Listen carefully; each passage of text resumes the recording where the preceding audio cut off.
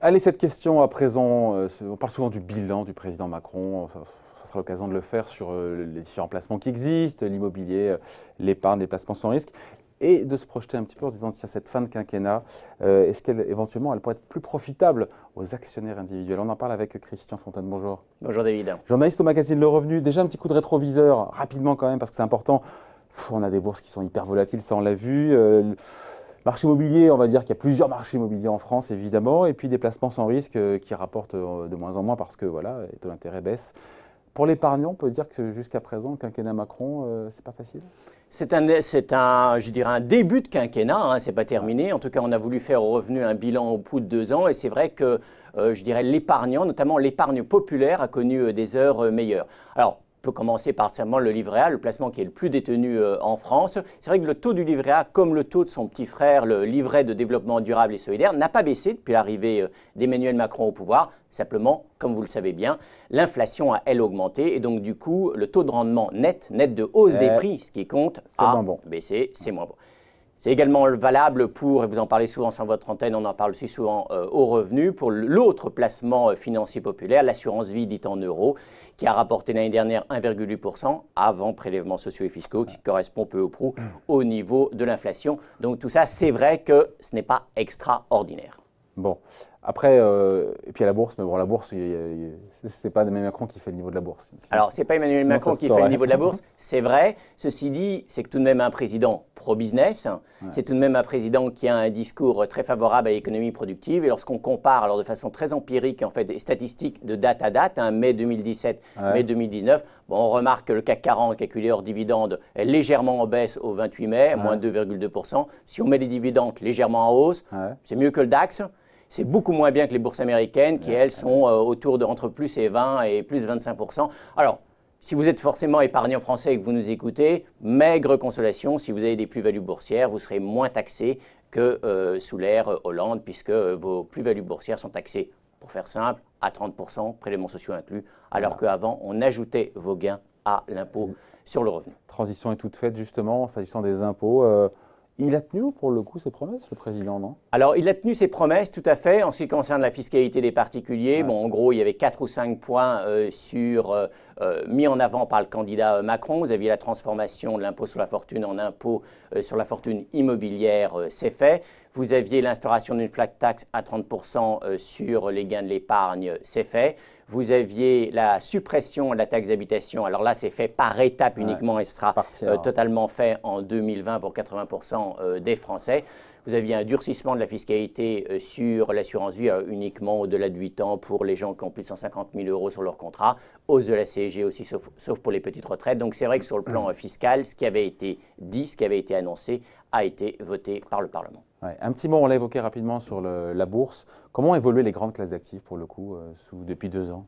Alors, les grandes classes d'actifs, on a parlé un petit peu de la bourse, peut-être un tout petit peu, un mot sur l'or. Alors, c'est vrai que l'or est relativement flat depuis 2 ans, aussi bien le Napoléon que le lingot en euros, c'est flat. Bien sûr, il faut distinguer après ça, si vous voulez, les bourses, la bourse française et la bourse étrangère. Ce qu'on constate, c'est qu'en fait, ces 2 années s'inscrivent un peu dans le prolongement en fait, de ce qu'on observe sur les marchés financiers depuis l'année 2000. À savoir, c'est vrai que les marchés étrangers surperforment, notamment les marchés américains qui sont dopés par les GAFA, les Google, les Amazon, les Apple. Et donc ça, s'il y avait bien un enseignement à tirer pour l'épargnant français, pour l'actionnaire individuel qui nous écoute, c'est d'internationaliser, de mondialiser son compte titre, son portefeuille, son PEA. Bon, un petit mot de l'immobilier encore une fois, qui poursuit sur sa lancée finalement, même s'il y a plusieurs marchés immobiliers. Alors, il y a plusieurs marchés. Avec notre partenaire Meilleurs Agents, on a essayé de regarder un petit peu vraiment l'évolution des prix de date à date, mai 2017, mai 2019. On constate qu'en moyenne, sur les 250 plus grandes villes de France, il y a une hausse autour de 2,5%. Par contre, effectivement, marché très hétérogène. Je trouve que c'est intéressant parce que 2,5%, on avait dit, tous ceux qui ont poussé les cris d'orfraie en nous disant avec l'impôt sur la fortune immobilière, il va casser l'immobilier, non. Alors vous avez entièrement raison, ni je dirais le recentrage de l'ISF sur l'impôt sur la fortune immobilière, ni la hausse des prélèvements sociaux sur les revenus fonciers n'ont cassé la machine. Il ne s'est jamais vendu autant de logements, de maisons et d'appartements qu'au début du quinquennat, on était environ sur 900 000 ventes par an. On est passé sur 1 million de ventes. Et donc, les clignotants sont dans le rouge quand même au niveau de la construction. Alors, les clignotants sont dans le rouge sur la On construction. sort du sujet, mais quand même, voilà, tout n'est pas rose non plus. C'est vrai, tout n'est pas rose non plus. Alors, tout n'est pas rose dans l'immobilier neuf. Et puis, dans l'immobilier ancien, certes, les propriétaires dans les villes de plus de 200 000 habitants ont vu leur valeur de leur patrimoine. C'est quand même les grands vainqueurs de l'ère Macron progresser de quelques 8,8%. Donc, c'est énorme. Par contre, qui ça quoi? Alors, c'est les propriétaires. Qui sont les grands vainqueurs de l'ère Macron? Bon. Et c'est vrai que la conclusion ne manque pas de sel pour un président qui insiste beaucoup sur, je dirais, l'investissement productif et qui a beaucoup critiqué la rente immobilière. Ceux qui ont le plus gagné, c'est ceux qui étaient en immobilier. Ceux qui ont le plus gagné, ce sont les propriétaires dans les grandes villes. Dans les grandes villes, d'accord. Parce que dans les villes moyennes ou en zone rurale, les prix ont fortement baissé. Hein. D'après notre palmarès, la ville où les prix ont le plus baissé en 2 ans, c'est Béziers, vient ensuite Mulhouse avec moins 5,5, Boulogne-sur-Mer, Châteauroux ou Manosque, toutes des villes où les prix ont baissé quand même de plus de 4%. C'est important. En 2 ans, voilà, entre mai 2017 et mai 2019. C'est vrai que on a un petit peu l'impression que dans les petites villes et puis en zone rurale, je dirais le marché immobilier ne s'est pas encore véritablement remis de la crise financière de 2007-2008. Donc effectivement, un marché très hétérogène avec des fortes hausses des prix pour les biens de qualité dans les grandes villes.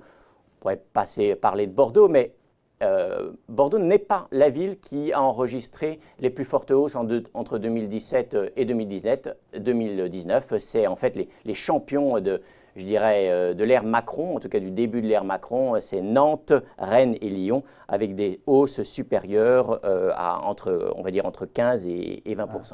On a oublié, mais en même temps on se projette un petit peu, les actionnaires individuels. Est-ce que c'est un peu le parent pauvre, on va dire, de la politique économique du président Macron? Est-ce qu'on peut imaginer que la deuxième partie du quinquennat leur sera plus profitable pour le coup?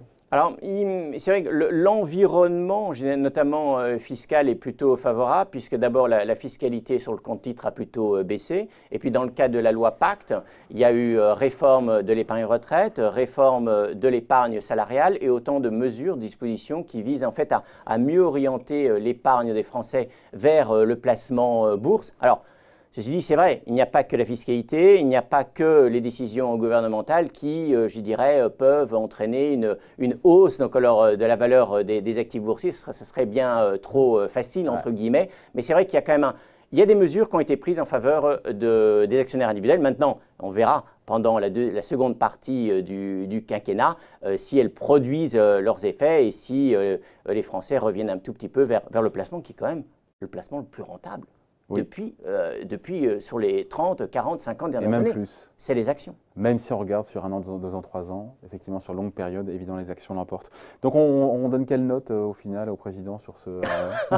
La question n'était pas prévue, mais elle est bonne. Non, mais ça… tout dépend le type de profil, je dirais, d'épargnant que vous êtes.